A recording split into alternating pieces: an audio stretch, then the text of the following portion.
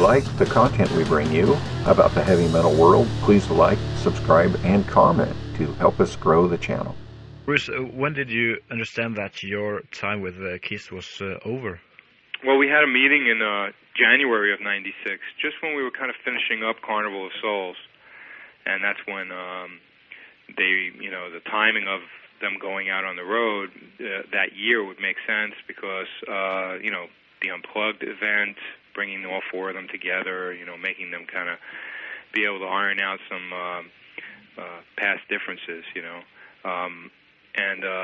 of course it hurt, but I always knew that they could do it at some point. I was never under any illusion that they'll never get back together. Of course, I didn't really know how it would be received or for how long they'd want to stay like that, but especially because we just finished a new record, So it was a very difficult period of time for me, but then again, I totally understood, why and why it was happening then, And it wasn't until the summertime that we had another meeting, and, face-to-face, it was basically, well, we want to stay in makeup, so, that's the way it's going to be, So that was the end of it. It really took some time before the Carnival of Souls album was released. How did you feel about that release when it finally was released after that long time? Yeah, well, I was obviously thrilled it finally came out in its full quality, because it was pretty badly bootlegged, and that was very disturbing, of course. I want people to hear it great, I want them to hear it the way it was meant to be heard. So I was always very, very happy that it was coming out, and I knew it could never come out while they were in makeup on tour.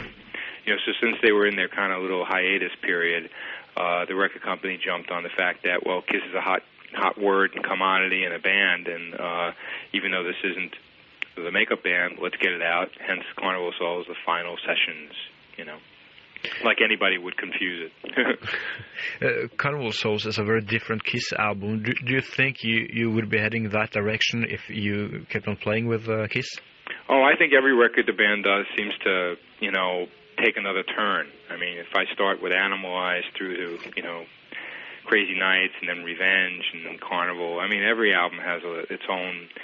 it's his own animal, each one. This one was definitely very dark and heavy, although there was some really... I thought some really cool moments that weren't real dark, but and it was great that I got a chance to sing a song. That was really cool. So I don't know where the band would really go, but for that time period, that was a very that's where our head was at, and I was very proud of the music that it came out as strong as it did.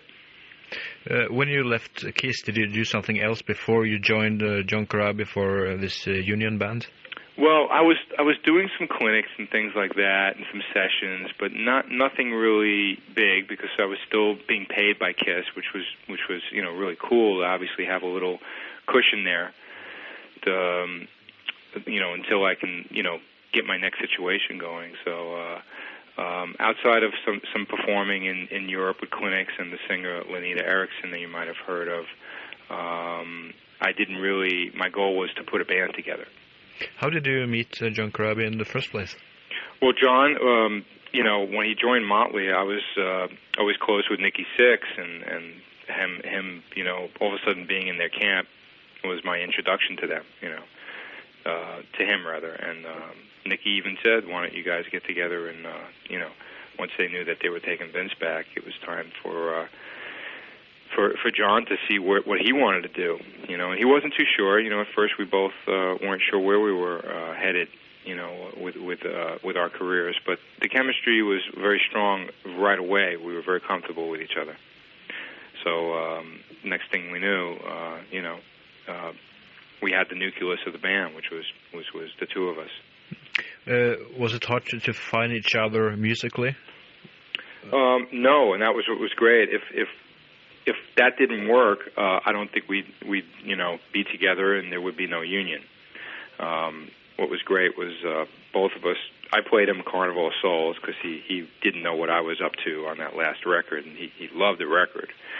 And then I wanted to show him, some of my other ideas I had, and he had a tape of like what he's been like kind of writing, things that Mötley weren't going to do, and I was digging that stuff. So as soon as we started playing and showing each other our ideas, we realized, hey, I think we're very compatible, So we have similar influences, and we have a lot of respect for each other's talents. So I always felt like I didn't know what it would be like until we got together. But Nikki was right. He said that we'd be able to get along very well, both musically and personally.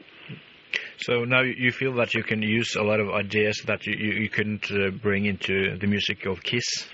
Well, obviously, because it's my band, obviously I'm going to get an opportunity to really spread my wings. But, Gene and Paul were always open to ideas. It's just now it was like I'm making the decision, you see. So there's more responsibility and there's more freedom, obviously. And I'm really proud of, the results. I know that a lot of people go to your show because they know Bruce Kulick as the ex-guitar player from Kiss, and also John Corabi as the ex-singer from Mötley Crüe. Will you be doing any Kiss and Mötley Crüe songs on your shows? Yes. There's no reason not to do some Kiss things, especially from the albums that they won't do, like Revenge or Carnival of Souls. And John, certainly Mötley's never going to perform anything from the record that he sang. So that would be really cool to do those songs, actually. I'm looking forward to it.